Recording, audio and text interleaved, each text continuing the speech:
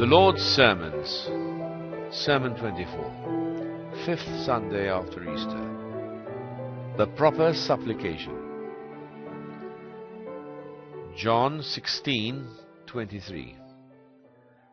Verily, verily, I say unto you, whatsoever you shall ask the Father in my name, he will give it to you. March 19th, 1872. This verse, which in the Catholic ecclesiastical year is chosen for this Sunday, tells you how, as a consolation for the loss of my person, I gave my disciples the hope that they, if necessary, would receive from my Father in heaven everything they might ask for. I held out this happy prospect to them because thus they could stay in spiritual contact with me, for even if I was no longer visible to them, I would still hear their prayers and help to have them fulfilled. This passage in the Bible is easy to understand, but if you look into it more carefully, you will find it holds something much more profound. In order to explain it to you, its analogy and interpretation, we must first answer the question, what actually is supplication? As I have already often pointed out, you speak many a word without having any idea at all what it really means. This shows how little you know of the depth, force, and might of the word as an expression of a thought. Therefore, I am frequently compelled to draw your attention to the individual words forming a Bible text, so as to gradually lead you to their comprehension. As long as you do not know the analysis of the words and their respective interpretation, a comprehension of even the simplest Bible text is out of the question. Then the Bible, with all the treasures of wisdom it contains, remains incomprehensible for you. If one is satisfied with the superficial, literal meaning, this could at most give one or the other some comfort and peace in difficult moments of this earthly life. Reverting to our text from the Gospel of John, let us first answer the question, what is supplication? Then let us look at its spiritual significance when it is directed to me as the omniscient Lord and Creator.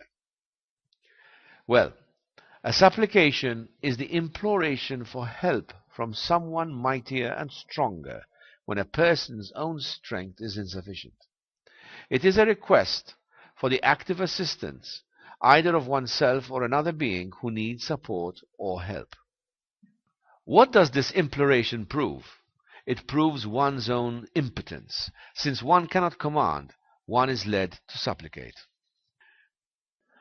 If a supplicant comes to someone with a request and refers to some other well-meaning person or friend, with the help of whose name or personal intercession he wants to impress the influential person, this proves that the supplicant, by mentioning a name that is dear or agreeable to the third person, hopes to make him more favorably inclined to grant his request.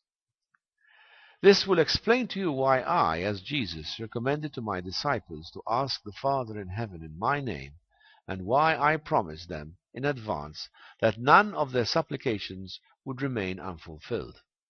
Thereby I wanted to keep reminding them of their own impotence, of how incapable they were of achieving things by themselves, and wanted thus also to keep alive the memory of my activity and life in their midst, because only in this way, with spiritual aspirations, would they evaluate the things of this world correctly and not misinterpret them. This way of supplication was to bring about a constant growing of faith in me, who, although no longer visible, was still always with them spiritually. This helped them to believe in my descent from above, and to pass on to others this unshakable faith in guidance by a supreme being as a creator, supporter, Lord, and Father. It is obvious that I, as God, did not require their supplications and had known in advance for aeons of times what they needed and what was best for them. The sole purpose of supplication was to awaken in them, as well as in people in general, confidence in me that I am not a God whose greatness was to make the tiny human being tremble, but that I, although a God and a supreme being, am accessible to my children and created beings as a loving Father through a meek approach, through ardent supplication or prayer, which can only be granted by a loving Father and not by a God who is a severe judge. That I, as Jesus, offered myself for intercession, saying, "What you shall ask in my name, the Father in heaven will give you," was because during my life on earth they had witnessed and understood my love, tolerance, and patience with the weaknesses of others. This enabled them to have at least a faint idea of the Father who at all times proves his love to such a Son as I was as Jesus. Only in this way could the inaccessible God Jehovah become accessible to them. Only in this way did they have the courage to lift their hearts towards me, and only in this way did they gain the confidence that if they prayed in my name or implored me to grant their supplications, they would be given a favorable hearing. In this way, the spiritual union that had united me as Jesus with them on the one hand, and with my love, or the Father, on the other hand, was never disturbed. My disciples confidently went out into the world, taught and preached my gospel, performed miracles, and even sacrificed their own lives, because their union with me, which had continued uninterruptedly, kept drawing them away from the material world and towards the spiritual. Thus they set an eternal example for the force of faith, of prayer rising towards me out of a pure heart with only spiritual aspirations, expressing in advance gratitude for blessings which my children would have received in any case, even if they had not asked for them. Behold, my children, all that is at the bottom of the word supplication. How great is its significance, and how much enjoyment it gives the supplicant's heart. And as in the world a supplicant is often full of hope that his request will be granted, and already lives in happy anticipation, which enhances his confidence in the giver and increases his love, thus spiritually the drawing closer to me as the Father of all creation is the sole comfort that a just God, who lovingly embraces everything, is certainly to want only what is right and good, and therefore to fulfill every just supplication. Thus, there is always a bond between created being and Creator, and it is not based on fear, on crouching before the throne of an almighty, wrathful God and severe judge. No, it is based on the faith and love a dependent child has for its strong protector, its father. It is love and not fear that keeps the heart in motion, and makes it strive with a joyful beat towards the eternal, immutable Father of all created beings. It is the most beautiful bond that exists in nature, the bond of love between a child and its father, for the sake of which everything was created, is preserved and perfected. This is the only bond adequate for a spirit like me, and the only one that can help a man or created being attain his spiritual nobility. Therefore, my children, you should understand what it means to make supplication, to pray, to turn to me in the name of Jesus.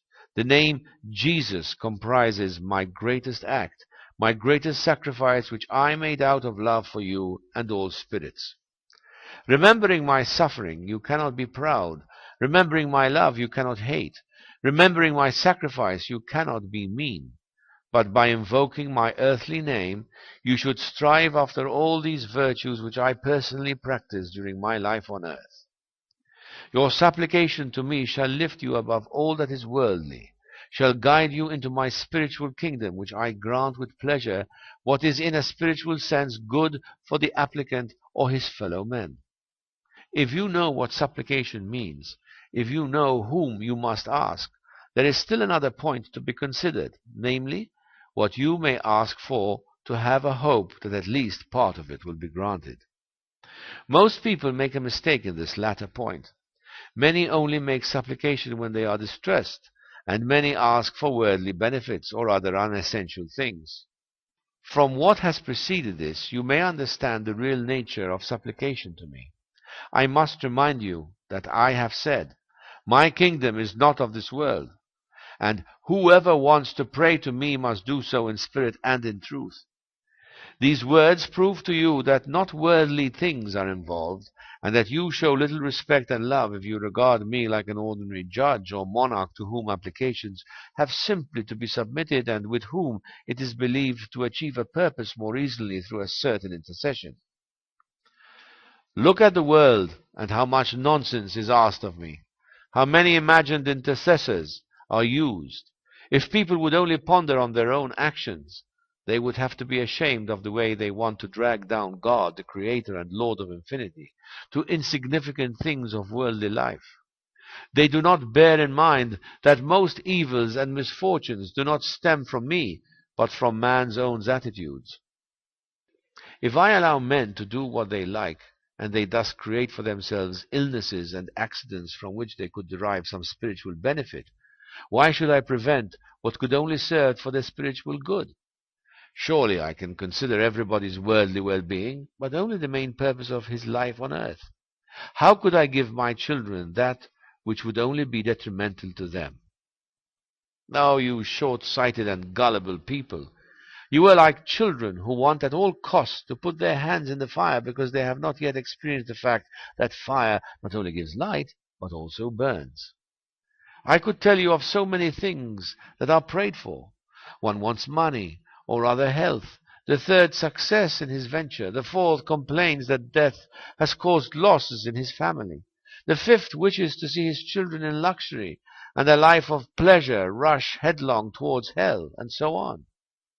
But none of them considers that with the granting of the prayer, the spiritual welfare of those involved would often considerably suffer.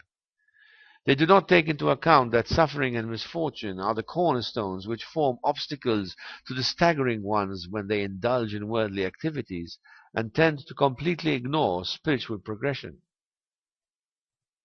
You fathers and mothers desire for your children all the good things as wealth, health, a long life, and a high position in the world. Well, what you wish for as tiny beings in my creation would be allowed to me too. I should also be allowed to educate my children in such a way that they may enjoy in the fullest measure all the good and beautiful things in my creation, which I have stored up only for them, that they are spiritually sound, rich in love, and can be set over great things close to me. Behold, I want the same you yourselves want. The difference consists only in that you humans, in order to become my children, have to go through different schools from the ones you let your children attend. Besides, it is only a short period of time during which you are concerned for your children's welfare, whereas I take care that the everlasting future life of my charges become one full of bliss and unimagined enjoyments. Thus you can see that in this point I often have to be unbending and write your silly prayers into the sand to be blown away by the next breeze, whilst my arrangements are written as laws in imperishable stones of eternity. Therefore consider your supplications well, and do not ask me for the ruin of my children. I have created them for life eternal, as spirits, as angels, and not for a life of pleasure in worldly filth, to one day maybe bring me a defiled soul. So when you make your supplication and ask for my help, bear in mind that I already know in advance what you will ask for, and that you cannot tell me anything new. Bear in mind that men would never have got into difficulties if it had not been my will to teach them through their own mistakes. Do not forget that your only consolation is your trust in me. I, too, had trust when the Garden of Gethsemane, in the face of my greatest suffering which I had to bear as a man, I prayed, Father, let this cup pass from me. But the cup was not taken away, and I had to drain it to the last drop. Remember that I then said, Nevertheless, not as I will, but as thou wilt, O Father. These words, with which I willingly submitted to my fate, may serve you as your sole guiding star in your life on earth. Yes, make supplication in my name, entreat me from the depth of your heart. Such entreaty will comfort you and give you peace, and with it you have done your duty towards me. But leave the fulfilling or otherwise of your requests to me. I see better and farther and cannot grant everything that blind and immature children want. Why? Because as adults you can see clearer and are more sensible. And what small children are in relation to you, you are in relation to me, even much less. Therefore trust in me. I know how and when to give and how and when to take. My ways are inscrutable, and it often happens that when you shed many tears of sorrow, my spirits and angels rejoice. I once told my disciples to trust in my ever-loving intentions. The same trust I would like to awaken in you, for without it you cannot progress a single step. You would despair of your fate and end up as atheists. Trust in the thread which safely guides you out of life's labyrinth into the hands of a loving Father who often is closest to you when he appears most distant. Make supplication and pray, but do not ask for the impossible, for worldly things. I am spirit, and so are you. I can only judge as a spiritual being, and you too must learn already during your life on earth to give the spiritual precedence over the worldly material things. Then, what I once said to my disciples will also apply to you. Whatsoever you will ask in my name shall be given to you. Of this you may be sure, especially since I am now repeating my promise. Amen. To learn more, send a blank email to sermons@hisnewword.org. May God richly bless you.